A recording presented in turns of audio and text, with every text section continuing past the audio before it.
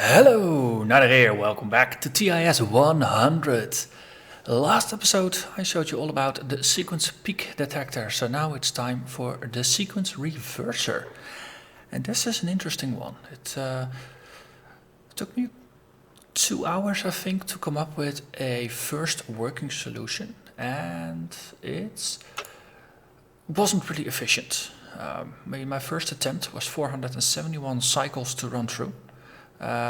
Used 5 cells and 25 instructions, and since then I've managed to get the cycle count down to 406 cycles, and this is a relatively clunky solution, and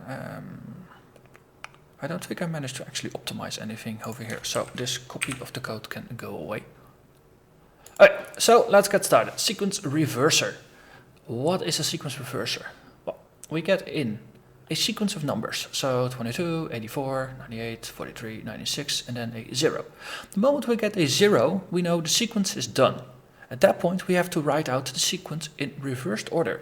So 96, 43, 98, 84, 22, and then we close with a 0. And that's all we do. And as you might have noticed, we have a new type of node in here, a stack memory node.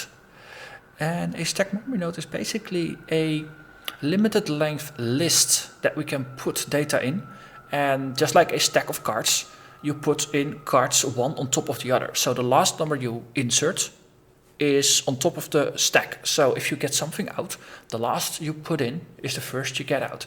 So that's how you can easily reverse sequences. So that's the concept I'm using here. And my thinking here is, okay, I get this arbitrary length of items, and I have to remember that somewhere, because the property of these stack memory nodes is that you can put stuff in, and as long as the list is not full, you can keep putting stuff in.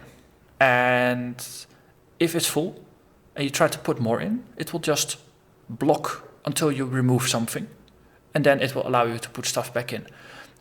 In reverse, it also is the case.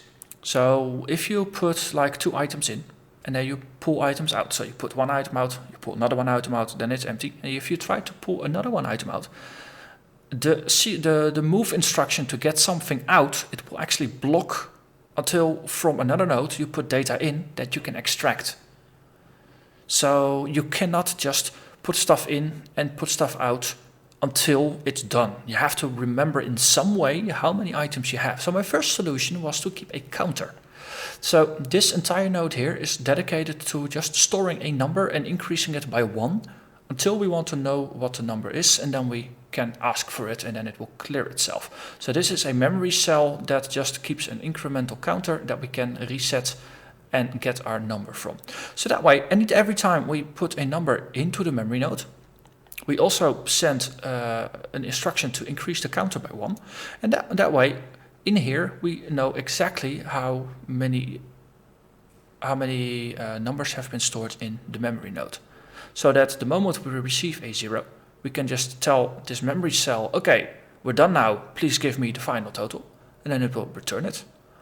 And then we have the number here, and we can use that number basically to count down and keep track of how many numbers we still have to remove. And if the number that we still have to remove goes down to 0, we know we are done, and we can prevent blocking on a read that will never give a number because it's empty.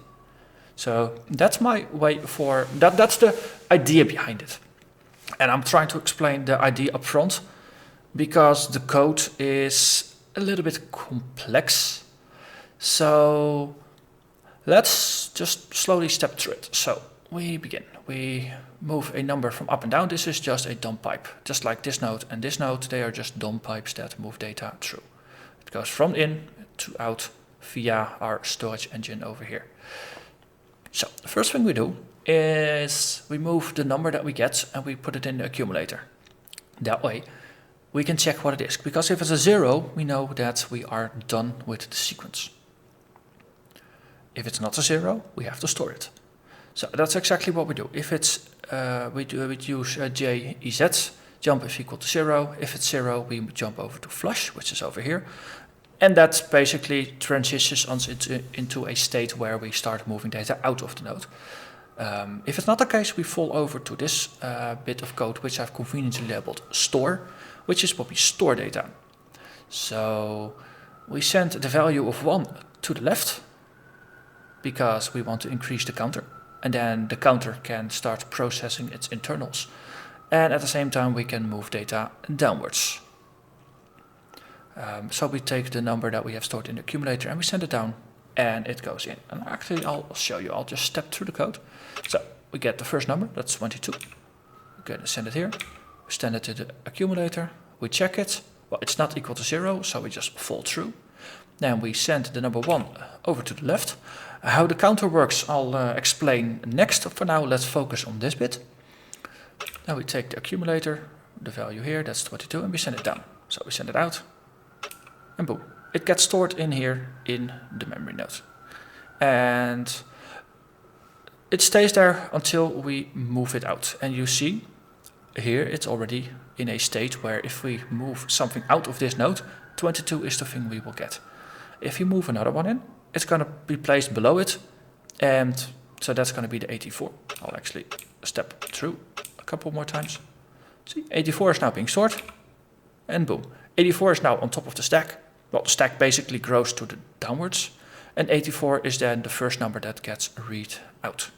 So that's how this stack thing works. So let's focus on the counter for now. I'm just going to step through it a couple times just to show you all the aspects of the code. So we have the 22 here, so we know we move a value of 1 to the left. So this counter, it has 2 different inputs that it responds to, and that's what we are checking in here. So the default state here in main is that we take a value from the right and we store it in the accumulator. Why do we store it in the accumulator? Because we want to check what the value is. If it's a 1, we will increase the counter by 1. If it's not a 1, or basically if it's a 0, then we know, okay, we are done, we need to return it. So that's exactly what we do. We take the 1, put it in the accumulator, and then we check, is it equal to 0? If so, we need to return the value. Well, 1 is not equal to 0, so we fall through. So we go into the add sequence. So in here, I swap the numbers, because BAC is where the number will actually be stored, because we need AC to evaluate the number that comes in all the time. So in this case, we swap the numbers. So our total of 0, we then add 1 to it, and then we save it to override it. Okay. So now BAC contains the grand total. So in here, I used a trick called inlining to take the code that is in main, which are these 2 instructions, and inline them here rather than in, because before I had a jump main here. But main is a pretty compact bit of code that does 2 things. It moves the value from the right to AC, and then this uses a jump to make a decision. And in this case, the decision is whether to skip add and go straight to return. The nice thing is that this bit of code, the inline's main here, normally it jumps back to main, and it will not go to return, but it's just below it. So if, in this case, I just execute the first instruction, so I move the value from the right to AC, basically just the same as main does, and then we take a decision. So if it's equal to 0, we go to return. So in this case, if the value is equal to 0, we can just fall through. So in the other case, basically, if it's not equal to 0, we go to add. So that's what we do here, because not doing anything would automatically fall through to the return section. That means we can use a jump if not equal to 0 to go back to add. And this inlining technique is something I'm using extensively now, because it costs you, usually if you inline something like this, that's 2 cycles, an action followed by a conditional jump. If you inline it, you get 1 extra instruction to your code, but in terms of runtime efficiency, you save 1 cycle for every time that loop gets called, because this decision is now repeated there and there's no more bogus jump in there. So if you have the space, inlining small sections of code like this is very useful. And that's also why I've added this label here, the add, because nothing Well, actually this one refers to the add. But before that, this was just rather than these 3 lines, it was a jump main. And add wasn't there. So I explicitly labeled the section after the conditional jump here with a label, so I can refer to it from here. And that's also something I'm using extensively over here to make it more efficient, because otherwise this would be even slower code. Okay, so this is the counter, so this is just an inline version of the main. So we're just waiting for another value from the right. In this case, we're about to send the number 1 to the left. So we just did that, it's in here. So we read it, we store it in the accumulator. And in this case, if it's not equal to 0, which it is, we go to add. So we jump over to add, which means we swap out the stored value, we add 1 to it, and then we save it. And we are back here. So in this case, we just processed the value of 98, which is not equal to 0. So we need to increase the counter by 1. And once again, we just go through.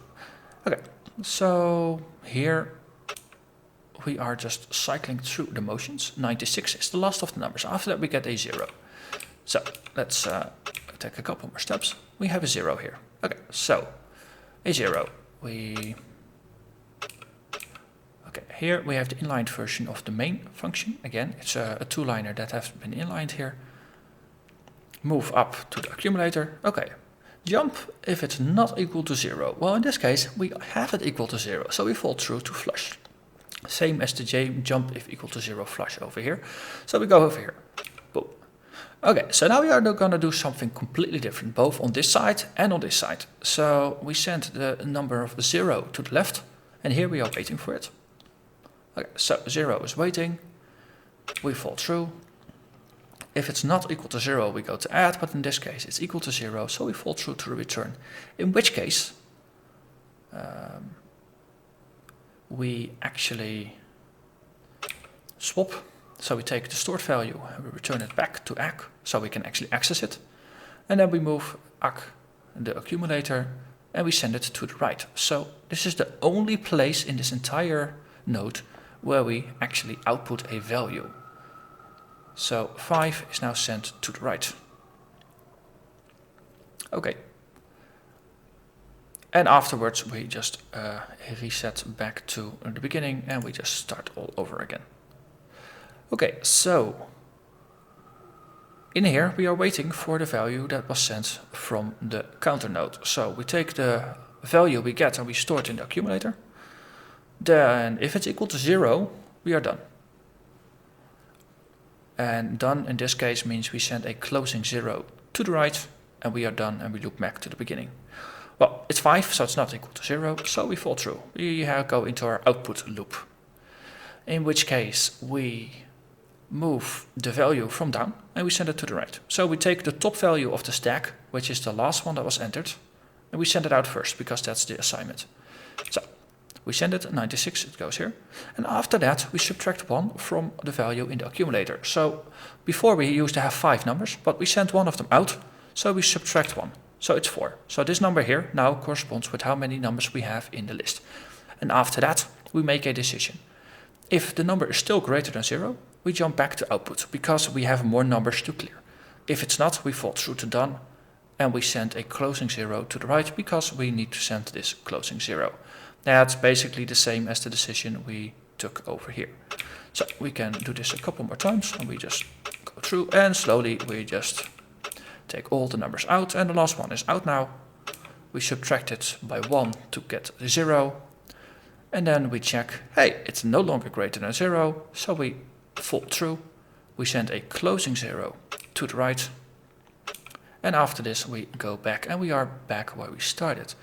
Only difference is that the accumulator is at 5 rather than at 0, but it is in a situation where it's always going to take the value from the right and store it in the accumulator. So this value will be overwritten by whatever we do, so we can afford to not clear the value in the end. We could have added a move 0 to ACK to clear this, to get it perfectly back in working order, but in this case, it's not like we care about what the last value was because in normal operating conditions, we will just replace the value. And if we then slowly just let all code run through, you see that the stack just grows and empties and grows and empties and grows and empties. And then on a condition of arbitrary values, we basically exhibit the same behavior. And this code, oh, it does its thing. It just works. And if I just accelerate it a little bit, you see 406 cycles, 5 nodes, and 25 instructions. Exactly as I have in my score list here. So let's go back to something more optimal. So as you remember, I had a version 2 and then I optimized, and the version 3 is even better. So let's go to this. And this one is way simpler. Way simpler.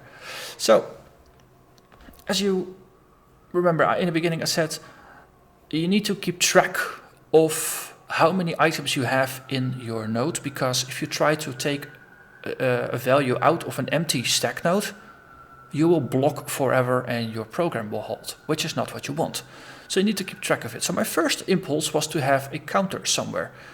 Turns out, after just solving this puzzle and then going to bed and then the next morning having this eureka moment, like, oh wait, I don't realize why I didn't solve it in another way before. What if you don't keep a separate counter? What if you actually have a special value inside of your stack memory node that will indicate what the value is? Because as you remember, 0 is used to mark the edges of the sequence. So what if we put a 0 in the stack as the very first value and then send all the numbers afterwards? So then when we are done with putting stuff in and we want to get stuff out, we can just take the numbers out. We check the value, and as long as it's not a 0, we can continue getting values out.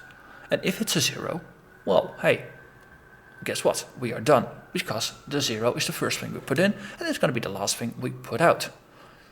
So that's exactly how I solved it. So in this case, we have a dump pipe. We move a value from up and down, and here we take it from the left and we send it down, and here we take a value up and down. So pass it through, and all the magic is here.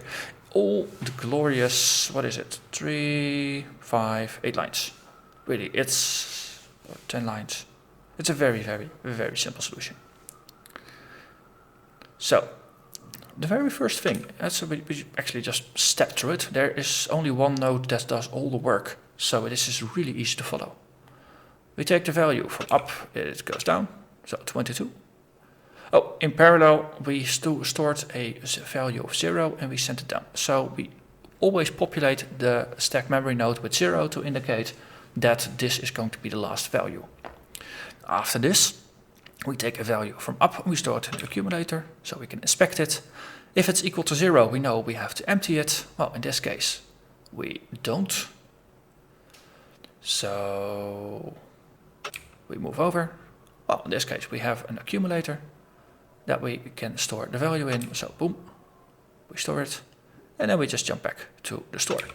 And I now just realize whenever you have a pattern of loop of label, instruction, or instruction, conditional jump, instruction, jump, that means you can inline it. So in this case, I think after I'll show you, I'll actually just inline this little bit, and it's probably going to have a slightly faster runtime, just to see how fast we can get this. I mean, in this case, I optimized it for a cycle count because there's only 11 instructions here, so this is very optimized. But let's see if we can also optimize it for speed. But okay, that was just a quick aside. Let's continue with the code. So we just put 22 in. 84 is waiting. So 84, well, that's still not equal to 0, so we are going to store it.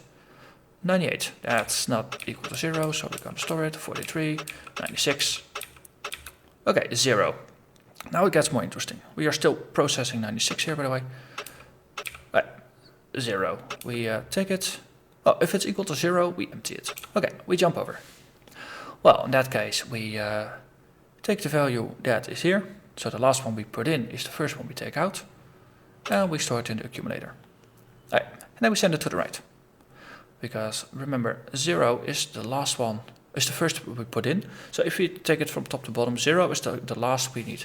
And we also always need to send a 0 after the sequence. So having it in here is very convenient because we can always send it out And then after we have sent out the value, we can check, hey, if this was a 0, we are done.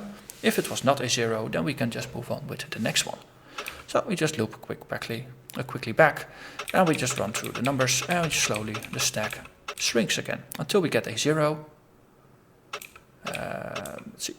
So last one, we take the 0, put it in the accumulator, we send it out, and then if it's not 0, well, it's then we go back, but in this case it is a 0, so we fall through and we move back over to init, after which we nicely put a 0 back in, because we always need to terminate it.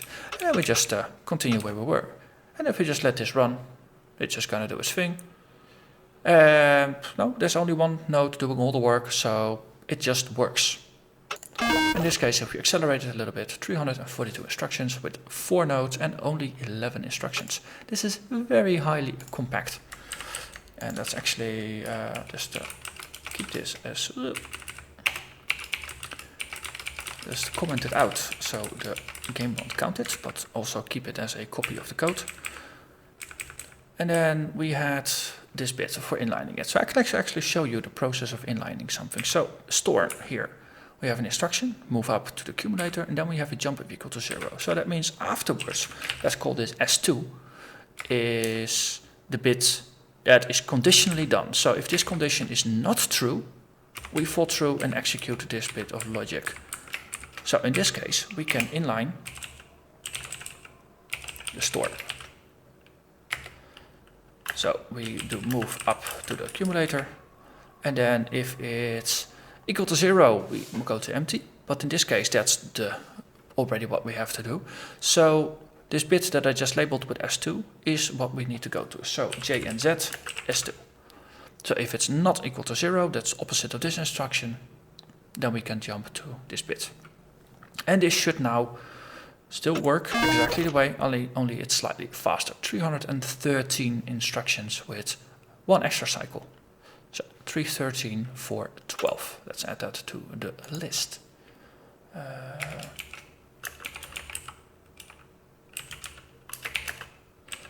So 3.1. This is 313, right? Yeah. Okay, so that's how you inline a function. And then I have one more solution that's a bit more on the complex side. Because there are 2 stack memory nodes, and the curious among you might have already wondered, okay, so is there a way to utilize both of the memory nodes? Yes, there is, and yes, it's more complicated than you might expect. So I'll actually take out some of the safeguards I added in here before, and I'll slowly run through. So here you see it's going perfectly fine for the first run. 207 cycles, and then on the second run it starts to break. So the thing what happens is you have the values that come in, and the first time through I fill up this entire stack, and then once this stack has been filled I send a signal down that gets passed over here, so this node can empty the stack and send values out. That way I only have to send 1 value out, and after that this node will just start passing numbers through to fill, so that this node can fill up this memory node. Makes sense, right? And then at the moment it detects a 0, it knows, okay, I'm done passing values through, I need to start filling this one again. And at the same pace for this one, once it starts by waiting for the signal that it needs to pass through, so this node can start emptying this stack memory node. After that, it's gonna receive numbers from upstairs and put them down, and it keeps checking if there's a 0, then it knows, okay, I'm done. So it can start reversing and just taking the numbers out again and passing them on to the right.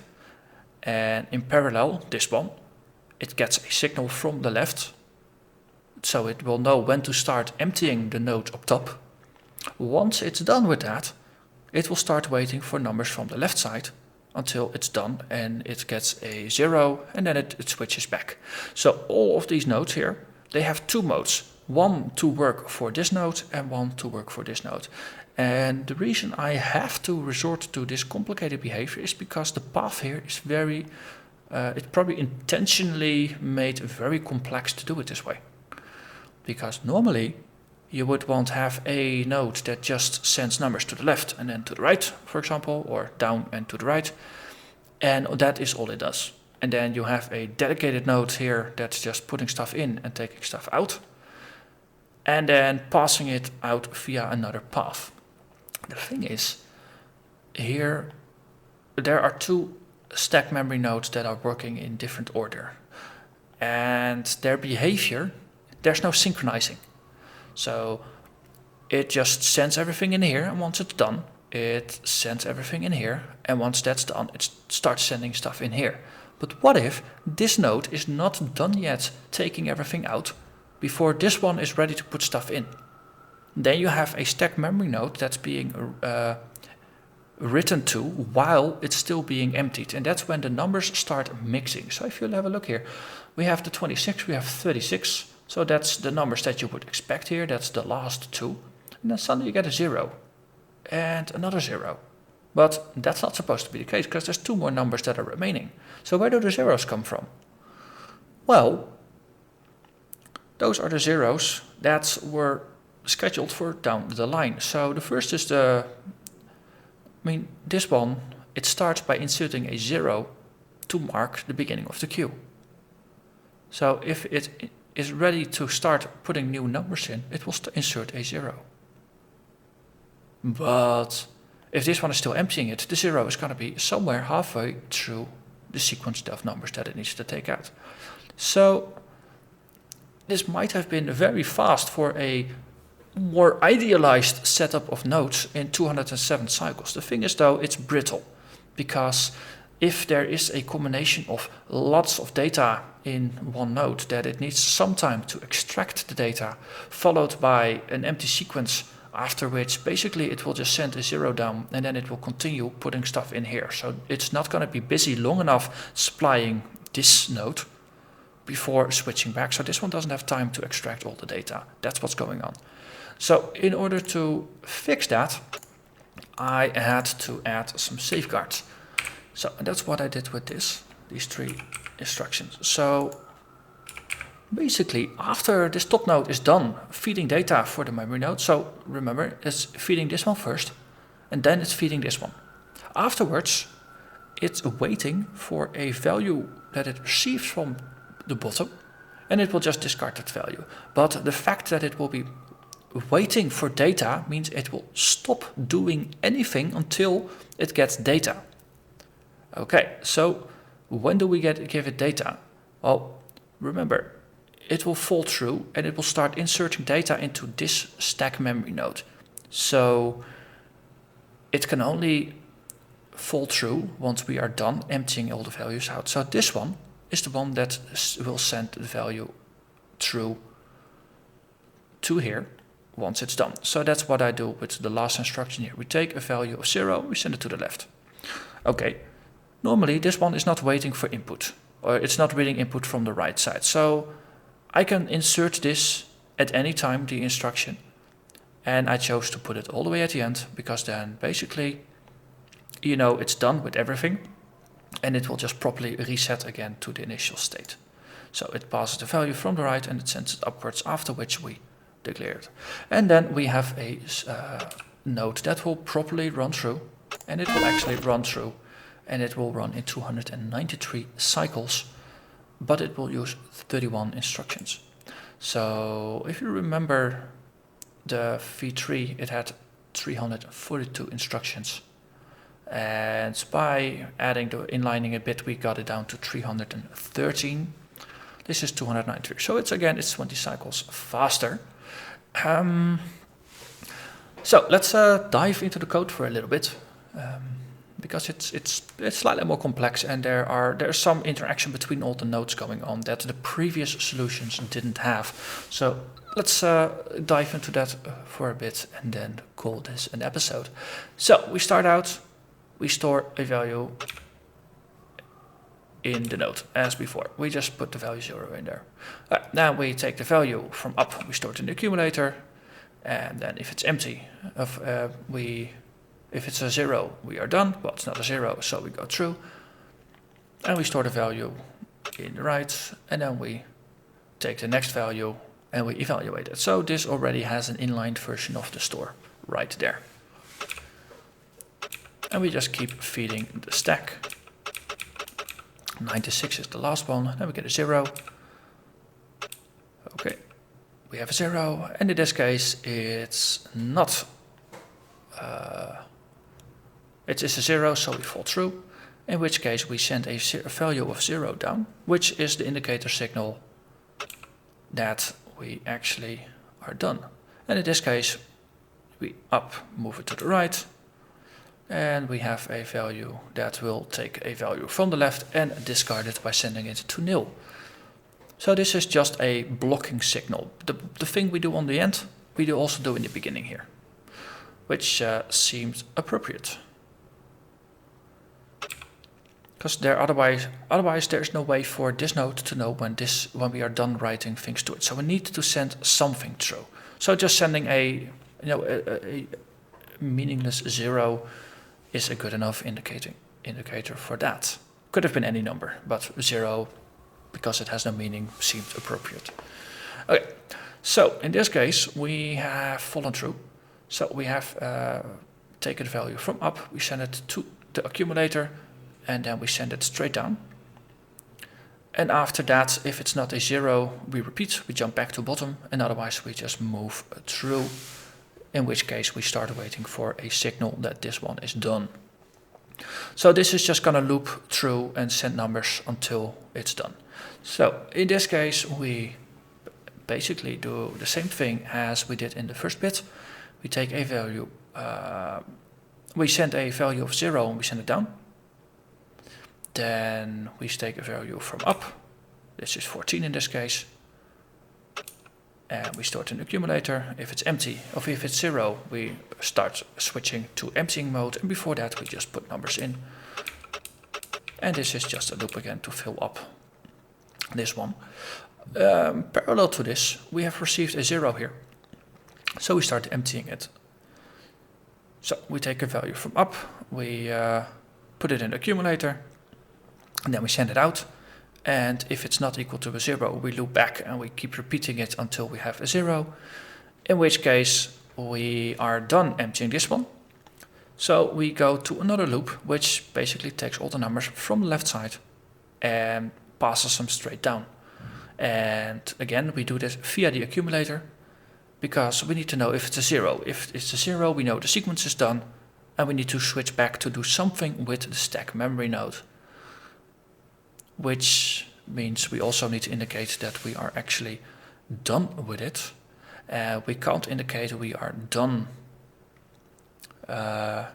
processing this stack until we have also processed this stack, because this one has a double function, and that's why the move 0 left is all the way at the end and not after this, because otherwise the operations of this one would be disturbed. So it will just do its thing from here.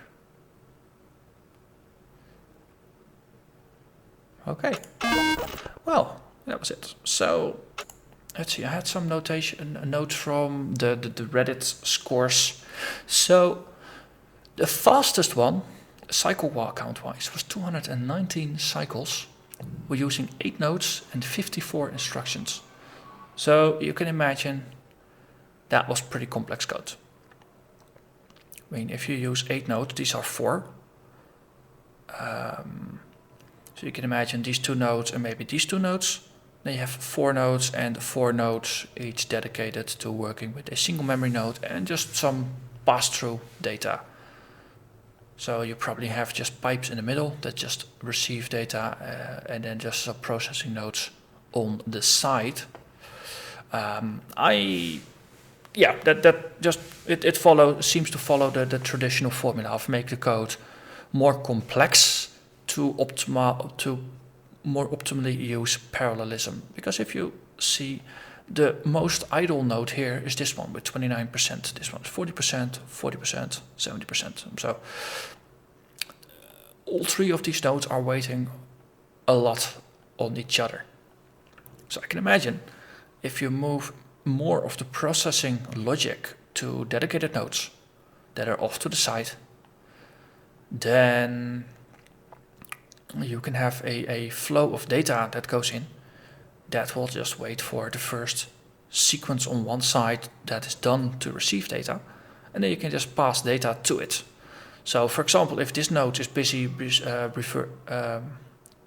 reversing a sequence of 5 numbers, and then you get like a list with 1 item and then a list with 0 items, this memory node might be able to do 2 of those in a row before our big list is done, for example. And then if you make sure that you preserve the order in which things actually go through, then you might have some pre-reversed lists already done, just waiting for permission for another list to go through. So I'll leave that as an exercise for you watchers if you want to see if you can figure it out. Another solution, one optimized for the lowest node count, is 3 nodes. You might think, okay, so these are 4 nodes. No, the most optimal path is you go from in, you go to out, and then you connect them. So how can you go less than 4 nodes in this case?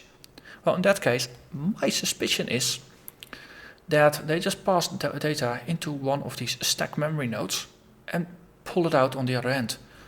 And they just have some way to figure it out how it works.